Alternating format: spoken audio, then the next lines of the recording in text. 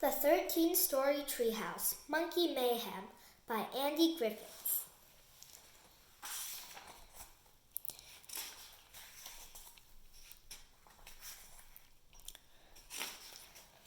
Chapter 1, The 13-Story Treehouse. Hi, my name is Andy. This is my friend Terry. We live in a tree. Well, when I say tree, I mean treehouse. And when I say treehouse, I don't mean any old treehouse. I mean a 13-story treehouse. So what are you waiting for? Come on up. It's got a bowling alley, a see-through swimming pool, a tank full of man-eating sharks, vines you could swing on, a games room, a secret underground laboratory, a lemonade fountain, a vegetable vaporizer, and the marshmallow machine that follows you around and automatically shoots marshmallows into your mouth whenever you're hungry. As well as being our home, the treehouse is also where we make books together. I write the words and Terry draws the pictures. As you can see, we've been doing this for quite a while now. Chapter 2, The Flying Cat. If you're like most of our readers, you're probably wondering where we get all the ideas for our books from. Well, sometimes we think them up. Other times they are based on stuff that actually happened, like this book, for instance. It all started one morning when I got up and went down to get some breakfast. Terry was already in the kitchen. He was painting a cat. And when I say painting a cat, I don't mean he was painting a picture of a cat. He was painting an actual cat, bright yellow. This might be a stupid question, Terry, I said, but why are you painting that cat bright yellow? Because I'm turning it into a cannery, he answered. I started to explain to Terry that you can't turn a cat into a cannery just by painting it yellow, but he said, yes you can, watch this, and carried the dripping cat to the edge of the deck. No, I yelled, as Terry held the cat out in midair and let go. But I needn't have worried. The cat didn't fall. 2 little wings popped out of its back, and then it tweeted and flew away. See, said Terry, turning to me in triumph. I told you so.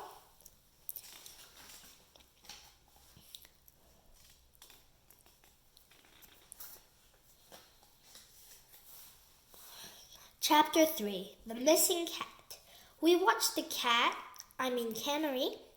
Actually, I think I mean catnery, until it flew out of sight. Then the doorbell rang. It was Jill, our neighbor.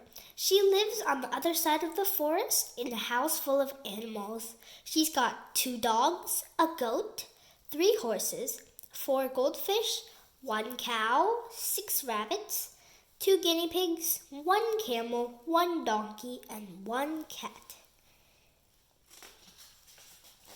Uh-oh, said Terry. She's probably looking for her cat. Don't tell me that was Silky you just turned into a cannery, I said. Okay, I won't, said Terry, but it was. This was bad. Jill loved that cat. She loved all her animals, but she especially loved Silky. Oh no, I said. She is going to be really mad when she finds out what you've done. Maybe we shouldn't tell her. Good idea, I said. Let's pretend we're not home. We did our best to lay low, but it's pretty hard to hide in a treehouse. It's no use hiding, called Jill. I can hear you, and I can see you. Silky's gone missing, and I was wondering if you'd seen her. No, I said quickly. She's not here. Now, before you start thinking I'm the kind of person who would tell a lie, I'd just like to point out that although the first part of my sentence, no, was technically a lie, the second part, she's not here, was definitely the truth, which I'm sure you will agree cancels out the lie. Oh, said Jill sadly. Well, anyway, I've made up a missing cat poster. Can I put one on your tree? Sure, I said. It's the least we can do, which was also definitely 100% true.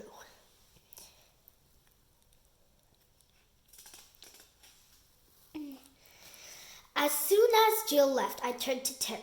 "We've got to find that cat," I said. "You mean canary," said Terry. "Whatever," I said. "We've got to find her." But before we could even begin looking for her, the video phone rang. "Yes, we've got one of those as well, and it's 3D. "Maybe that's Silky now," said Terry. "Don't be stupid," I said. "Cats can't use phones." "Maybe they can," said Terry. "You said they couldn't turn into canaries, and you were wrong about that." Chapter 4, The Big Red Nose. We raced back upstairs. A big red nose filled the video phone screen. It was Mr. Big Nose, our publisher, and he was angry. I could tell this because his nose was even bigger and redder than usual. "Where's my book?" he yelled. "What book?" said Terry. "The one you chuckleheads promised me a year ago would be on my desk last Friday." "Oh," said Terry, "is it last Friday already?" "It's past last Friday already," shouted Mr. Big Nose. "Way past, and your book still is not on my desk." The truth was, we'd kind of forgotten about the book. We were a little behind schedule. Well, when I say a little behind schedule, I mean a lot behind schedule. And when I say a lot behind schedule, I mean a lot behind schedule. Not that I was about to let Mr. Big Nose know that. He was already pretty angry, and the angrier he gets, the bigger his nose gets. And if his nose got any bigger, I was worried that it might explode. And that was not something I wanted to see, especially not in 3D.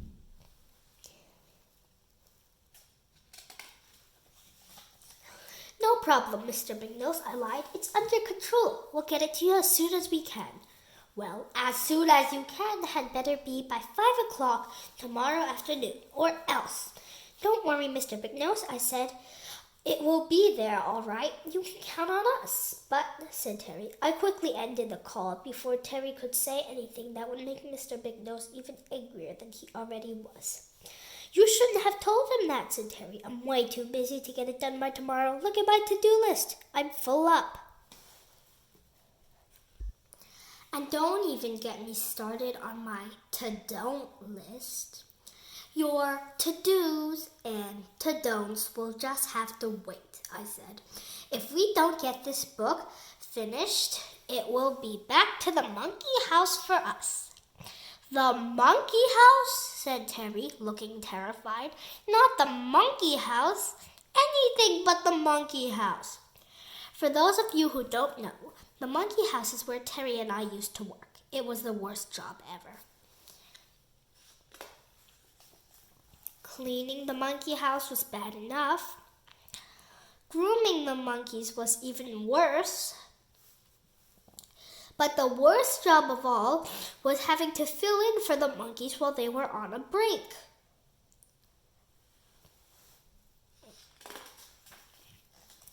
"I'm not going back to the monkey house," said Terry. "And that's final. And you won't have to," I said. "Not if we get our book finished. Come on, let's get started. We've only got until tomorrow." Chapter 5, The Drawing Competition. We went to the kitchen table. It's where we do most of our work. Or rather, in the case of the past year, it's where we didn't do most of our work. But that could soon be fixed. I figured Terry would have a few funny sketches in his drawing folder to get us started. It would simply be a matter of grabbing the best ones, adding a few words, and hey, presto, we'd have our new book. No sweat, no worry. We are professional book writers after all. I mean, you saw our piles of books on page 18. "Okay," I said, "let's see what you've got." Terry opened his drawing folder and laid it flat on the table. "You're going to love this," he said.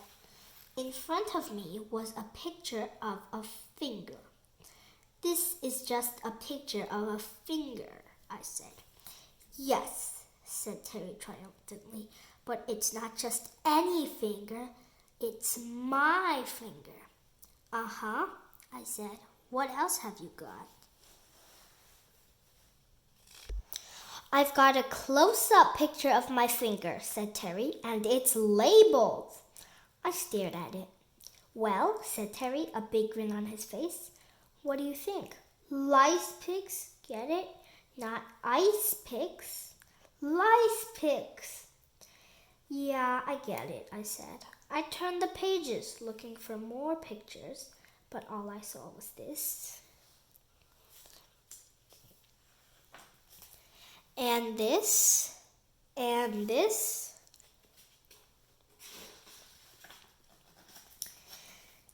Is that it? I said. 2 pictures? You've had a whole year and you've only come up with 2 pictures? Honestly, Terry, do you expect me to do all the work, the pictures as well as the writing? Of course not, said Terry. You can't draw. Yes, I can, I said. Drawing is easy. Coming up with the words that takes real skill. If you think drawing is so easy, then let's have a competition, said Terry, handing me a pencil. No problem, I said. First, we drew a knife. That's not a knife, said Terry. This is a knife.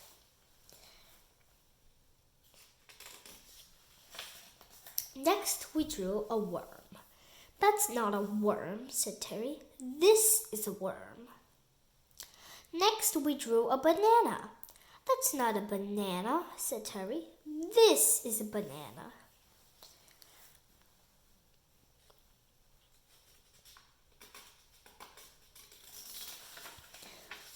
No, I said, that's not a banana. This is a banana. I picked up the giant banana that Terry had made the day before and charged at him. Put the banana down, Andy, said Terry, backing away. I'll put it down, I said, when you admit that I'm a better drawer than you are. But you're not. Okay, I said, then I'm sorry to inform you that I'm going to have to whack you over the head with this giant banana. Not if I can whack you first, said Terry, snatching the banana from my hand and whacking me over the head with it. That's when everything went black.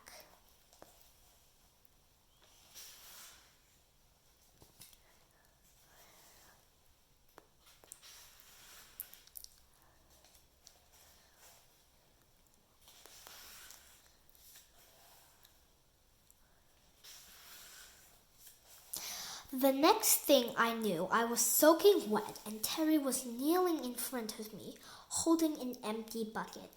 I'm so glad you're all right, he said. I thought I'd killed you. So did I said. I can't believe you whacked me with a giant banana.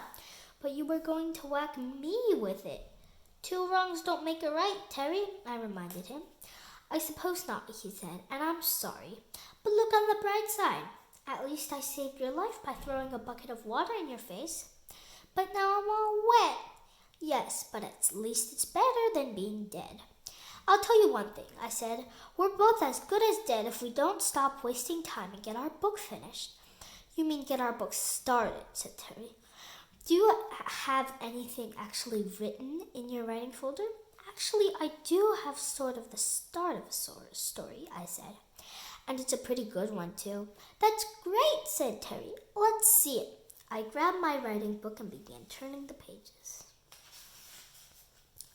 Once upon a time. Great start, said Terry, action-packed. But what happens next? I'm not sure, I said. That's as far as I got. That's it, said Terry. 4 words?